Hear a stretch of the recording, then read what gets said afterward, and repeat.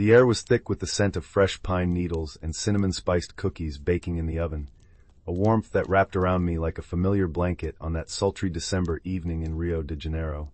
It was the kind of heat that clung to your skin, making your clothes stick just a little, but the soft hum of the ceiling fan overhead stirred the air enough to carry those holiday aromas through every room of our modest apartment. I remember the way the late afternoon sun filtered through the sheer curtains, casting a golden glow that danced across the wooden floorboards, worn smooth from years of family footsteps. My heart fluttered with a mix of excitement and quiet ache as I helped my grandmother arrange the colorful lights on our artificial Christmas tree, their tiny bulbs flickering like distant stars against the green branches. The tree wasn't grand, but it held ornaments from my childhood, fragile glass balls painted with snowy scenes that felt so foreign in our tropical world, and handmade stars crafted from shiny foil that crinkled softly under my fingers. That year, I was 12, old enough to sense the undercurrents of emotion swirling through our home like the distant rumble of thunder over the ocean. My parents had separated 3 years earlier, a split that left echoes of raised voices and slammed doors in my memory, but also pockets of silence that felt heavier than any storm. Dad had moved to a small house near the beach in Copacabana, where the salty sea breeze mingled with the smell of grilled fish from street vendors, and Mom stayed with me and Grandma in our apartment in Lapa, surrounded by the lively rhythms of samba drifting from nearby bars. Christmas had always been our anchor, a time when the family pretended everything was whole again, gathering around the table for laughter and feijoada specially prepared with holiday twists, extra spices that made your tongue tingle and your eyes water just a bit from the joy of it all. As the sun dipped lower, painting the sky in hues of orange and pink that I could feel more than see in the deepening warmth, Mom called from the kitchen. Her voice was soft yet commanding, carrying the lilt of someone who had grown up in the Northeast, where words flowed like a gentle river. "Come help me with the panettone, amor. It's almost ready, and we need to dust it with powdered sugar." I padded across the cool tile floor, my bare feet sticking slightly to the surface from the humidity, and entered the kitchen where the oven's heat blasted my face like a welcoming embrace. Mom's hands were floured white, her apron smeared with chocolate from the brigadeiros she was rolling, and her dark hair was tied back in a messy bun that bobbed as she worked. The smell was intoxicating, sweet yeast rising, mingled with vanilla and the faint bitterness of cocoa that made my mouth water. We worked side by side, her teaching me to knead the dough just right, her touch gentle on my shoulder, warm like the sun-baked sand. "You know, when I was your age, Christmas meant staying up late listening to the fireworks crackle over the hills," she said, her eyes misty with nostalgia. There was a sadness there, hidden in the crinkles around her smile, a reminder of Dad's absence that hung in the air like unspoken words. But that evening, something felt different. The phone rang, its shrill tone cutting through the cozy hum, and Mom's face lit up as she answered. I heard Dad's voice on the other end, deep and resonant, like the waves crashing on the shore. "Yes, we'll see you tomorrow," she whispered, her cheeks flushing a soft pink that matched the sunset outside. Night fell swiftly, blanketing the city in a velvety darkness punctuated by the twinkling lights of neighboring apartments and the distant honks of cars weaving through the streets. I lay in bed, the thin sheet cool against my skin despite the lingering heat, listening to the crickets chirping in the garden below and the faint melody of Christmas carols from a radio somewhere down the block. Sleep came in fits, dreams filled with visions of snow I had only seen in movies, soft, fluffy whiteness that crunched underfoot, cold enough to sting your cheeks. But in my heart, I longed for the warmth of our family reunited, the touch of both parents' hands on mine, the shared laughter that once filled our home like the aroma of fresh coffee in the morning. The next morning dawned with a burst of sunlight that streamed through my window, warming my face and pulling me from slumber. The air was already alive with the scent of brewing coffee and frying bacon, sounds of sizzling and clinking utensils drawing me to the kitchen. Grandma was there, her wrinkled hands stirring a pot of farofa, the toasted cassava flour releasing a nutty, earthy smell that blended perfectly with the sweetness of pineapple slices she was grilling. "Bom dia, Netanho," she greeted me, her voice crackly like old vinyl records, pulling me into a hug that smelled of lavender soap and home. Mom bustled about, her energy electric, humming a tune under her breath as she set the table with our best plates, white china edged in gold that clinked softly as she placed them down. We ate breakfast together, the flavors exploding on my tongue, the salty crispness of bacon, the tangy sweetness of fresh mango juice that dripped cool down my chin, and the fluffy scrambled eggs dotted with herbs from our windowsill garden. Conversation flowed easily, but there was an undercurrent of anticipation, like the pause before a summer rain. "Your father is coming early today," Mom said casually, but her eyes sparkled with something I hadn't seen in years. Hope, perhaps, warm and flickering like candlelight. I nodded, my heart pounding in my chest, the wooden chair creaking under me as I shifted. Hours passed in a blur of preparations. The living room filled with the rustle of wrapping paper as I helped wrap gifts. Soft fabrics for scarves that felt silky against my palms, books with pages that whispered when turned, and toys that jangled with bells. The tree's lights reflected off the walls, creating a kaleidoscope of colors that danced in the humid air, and outside, the neighborhood buzzed with life. Children laughing as they kicked soccer balls on the street, the sizzle of barbecues starting up, and the occasional pop of early fireworks testing the sky. When Dad arrived, the doorbell's chime sent a thrill through me. He stepped in carrying a bag of fruits, papayas and guavas that released a tropical perfume as he set them down, and his presence filled the room like a cool breeze off the ocean. His hug was strong, his shirt rough against my cheek, smelling of salt and aftershave. "Merry Christmas, Filio," he murmured, his voice thick with emotion that made my throat tighten. Mom greeted him with a tentative smile, their eyes meeting in a way that spoke volumes, the air between them charged with unspoken memories. We spent the afternoon in the garden, where the sun beat down warmly, the grass tickling my toes as we sat on woven mats. The sounds of birds chirping in the mango trees mixed with our laughter as Dad told stories of past Christmases, how he and Mom had met at a beach party, the waves crashing like applause, the sand warm under their feet as they danced under the stars. His hand brushed hers accidentally, and I felt the shift, a warmth spreading through the group like the glow from a lantern. Grandma watched with tears glistening, her fingers twisting a rosary that clicked softly. As evening approached, the sky turned a deep indigo, stars beginning to wink above the city lights. We gathered for dinner, the table groaning under platters of roast turkey stuffed with farofa, the meat tender and juicy, infused with garlic and herbs that made each bite a burst of flavor. The rice and beans steamed gently, their earthy aroma mingling with the sharp tang of vinaigrette salad. Wine glasses clinked, the liquid cool and fruity on my lips when I was allowed a sip, and conversation turned deeper, laced with reminiscences that tugged at my heartstrings. It was then, amid the candlelight flickering on faces flushed with warmth and wine, that Dad cleared his throat. The room fell quiet, save for the distant crackle of fireworks and the soft whir of the fan. "I've been thinking," he began, his voice steady but laced with vulnerability, "about us, about what we lost and what we can regain."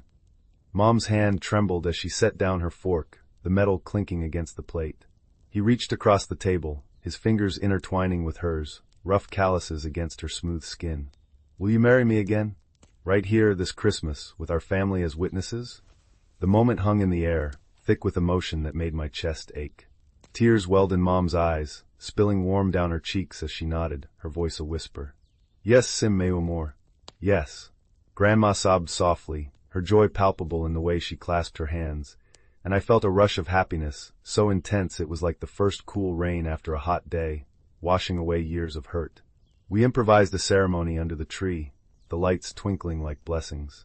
Dad slipped a simple ring onto Mom's finger, a band of gold that caught the light, warm from his pocket. They exchanged vows, words flowing like poetry, promising love renewed, their voices breaking with the weight of second chances. The air was filled with the scent of pine and flowers from the garden, the touch of hugs enveloping us all in a cocoon of unity.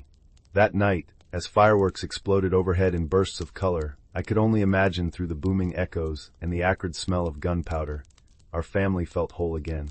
The remarriage wasn't just a union, it was a gift, wrapping us in nostalgia and hope, the warmth of togetherness lingering long after the last spark faded.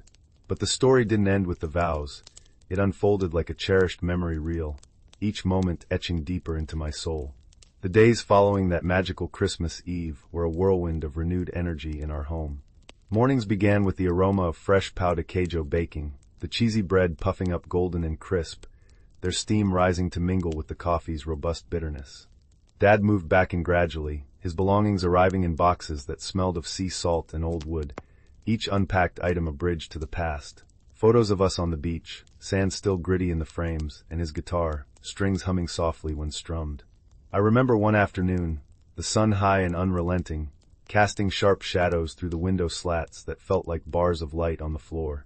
We sat on the balcony, the metal railing warm under my hands, overlooking the bustling street where vendors called out, their voices melodic and insistent, selling cold coconuts that dripped sweet water when cracked. Mom and Dad held hands, their fingers laced tightly, sharing quiet laughs over inside jokes from their early days. Remember that Christmas in Bahia, when the rain poured like a waterfall and we danced anyway? Dad asked, his eyes crinkling with mirth. Mom's laughter bubbled up, light and infectious, filling the air like music. How could I forget? The mud squelched between our toes, and we slipped and fell into each other's arms. Their renewed love spilled over into everything, making the ordinary feel enchanted. Evenings were spent walking along the promenade, the ocean breeze cooling our skin, carrying the salty tang that mixed with the sweet corn roasting on grills. Waves crashed rhythmically, a soothing lullaby, as we talked about dreams, mine for the future, theirs for a life rebuilt.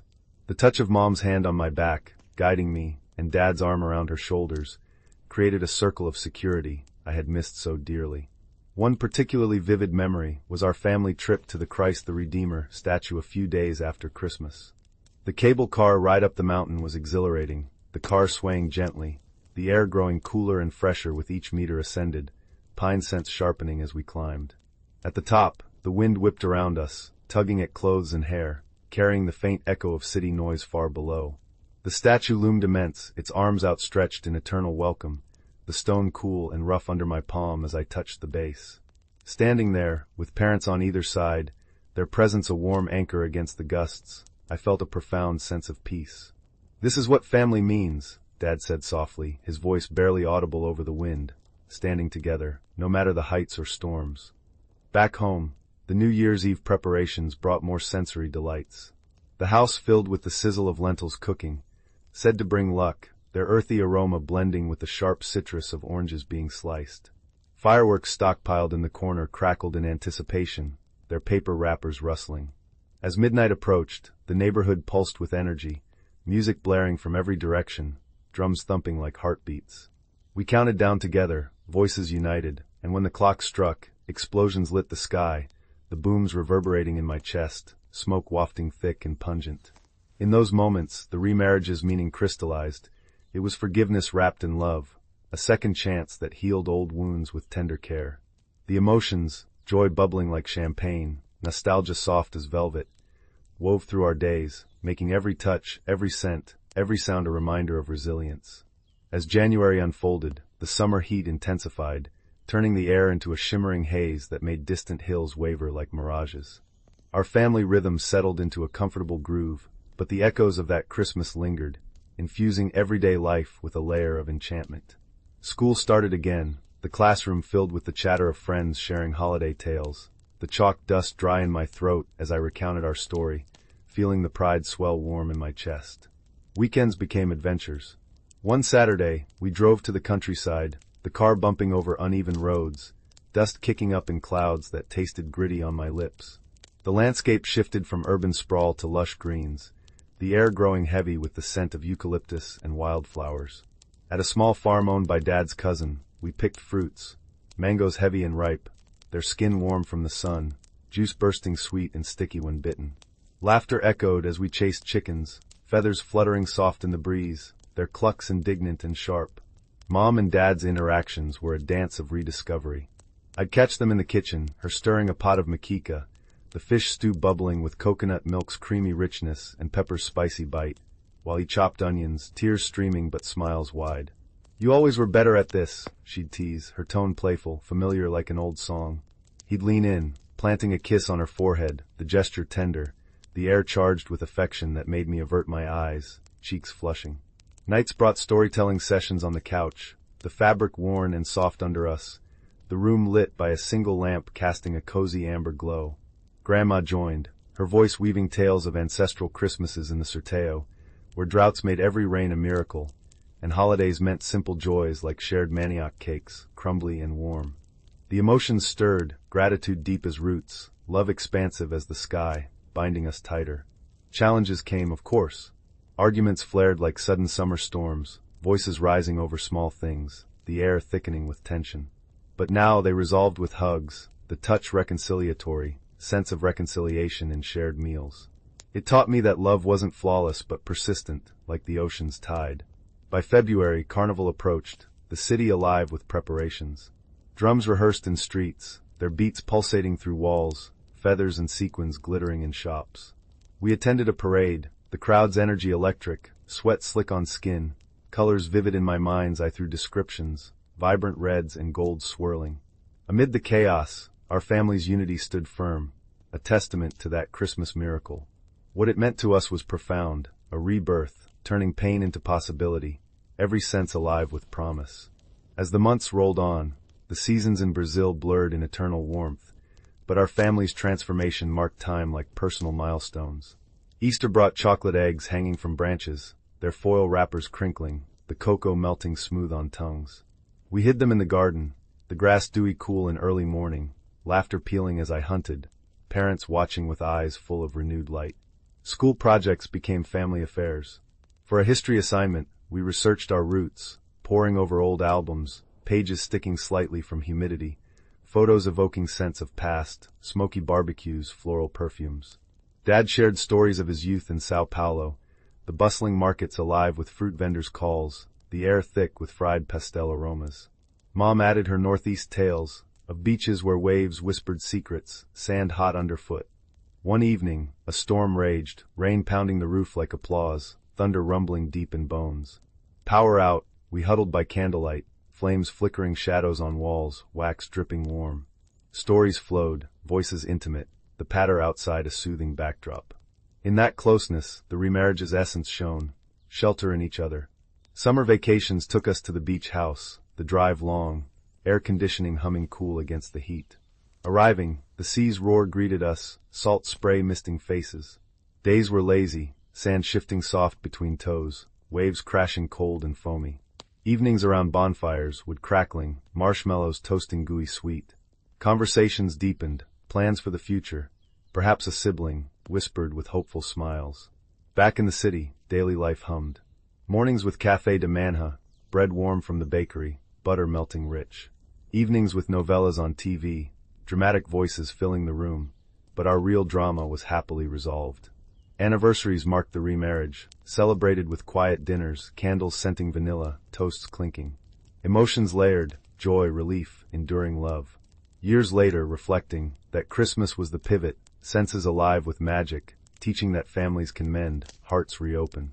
Time wove on, and by the next Christmas, our home felt eternally changed, the air infused with a permanent warmth of unity.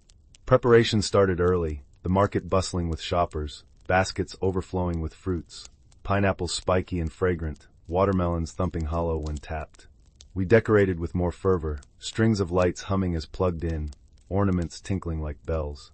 The tree stood taller in memory, branches laden, the pine scent sharper.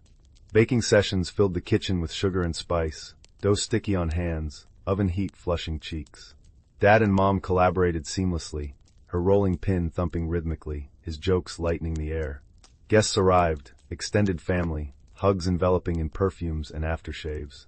The table overflowed, pernil roasting juicy, farofa crunchy, salads crisp with vinaigrette tang. Laughter boomed, stories overlapped, the room alive with joy. Midnight mass at the church, incense heavy and sacred, hymns soaring ethereal, candles warm in hands. Walking home, stars twinkling, fireworks distant pops, the night's coolness a rare gift. Gifts exchanged at dawn, paper tearing crisp, exclamations of delight. But the greatest gift was our mended family, touches lingering, emotions profound. What it meant, resilience, love's triumph, senses eternally tied to that healing. As years passed, I grew, but the story remained a cornerstone, shared with friends over caipirinhas, lime-sharp, cachaca warming throats. It inspired hope, proving second chances exist. Now with my own family, I recreate those sensations, pine smells, warm hugs, evocative tales, passing the legacy. That Christmas wasn't just an event, it was the heart's rebirth, forever cherished.